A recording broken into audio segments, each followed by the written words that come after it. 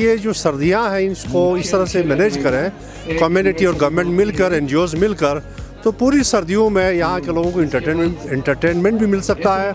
यहाँ near future में tourist को भी हंट किया जा सकता है। तो बहुत सारा मल्टीपर्पज़ इसके मकासद हैं।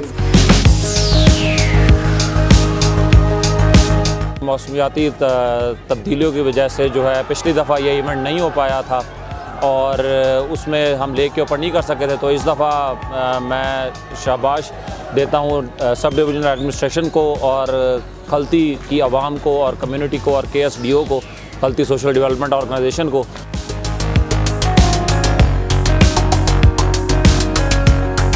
बेहतरीन किस्म का मैच हुआ जो कि यासीन और खलती के माबैन था।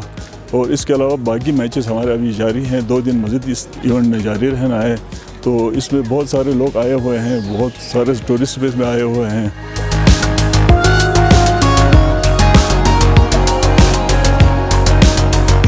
यहाँ की लोकल कम्युनिटी ऑब्वियसली जब तक इनका सपोर्ट ना हो ये चीज़ें नहीं होती। तो ये जो खलती फ्रोज़न लेक है ये 70 फीट से गहरी लेक है जिस पे सर्दियों में ये फ्रीज़ हो जाती है और 8 से 9 इंचेस यहाँ का जो है ये इसकी थिकनेस बन जाती है। तो इसके ऊपर स्पोर्ट्स खेले जाते हैं डिफरेंट टाइप के विंटर्स के।